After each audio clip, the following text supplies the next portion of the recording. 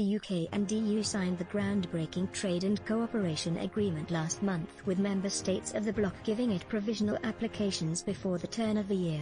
Both sides had originally set a deadline of February 28 for MEP in the EU Parliament to sign off on the deal. Despite that, there had been plans for MEPs to push a vote back to as late as April, as they need more time to scrutinise the text. In a veiled threat to the EU, a Downing Street source told RTE's Tony Connolly, the two sides had already agreed a reasonable and proportionate length of time to ratify the agreement.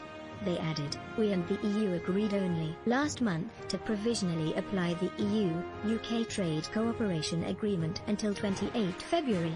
The aim was to allow their EU a reasonable and proportionate length of time to ratify the agreement."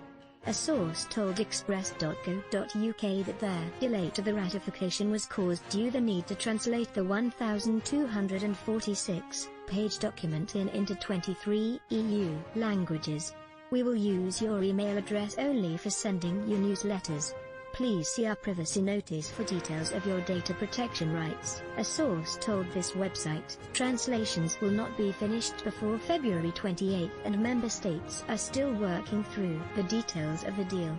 It is also thought the EU Commission's Vice President, Maros Sefcovic, will be charged with leading the Implementation Council and foresee Brussels' new relationship with the UK. Last month, member states stepped in to allow the provisional application of the deal despite warnings from MEPs. The two sides a deadline for a deal to be agreed in order to stop a long drawn-out process such as the EU's agreement with Canada, which came into force in 2017 and is yet to be ratified.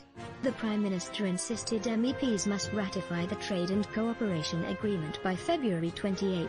This warning comes as some MEPs on the continent have pushed to delay the vote on the deal until April. However, a Downing Street source told RTE's Tony Connolly, "We and the EU agreed only last month to provisionally apply the EU-UK Trade Cooperation Agreement until 28 February. The aim was to allow the EU a reasonable and proportionate length of time to ratify the agreement. That still seems the right basis on which to proceed, and we look to the EU to complete its processes within this time frame." We note that Vice President Sefcovic said today that that was still the Commission's intention. "We will consider any request for extension if and when we receive one." Member states moved to give the agreement provisional application last month in lieu of a later for MEP to ratify the deal.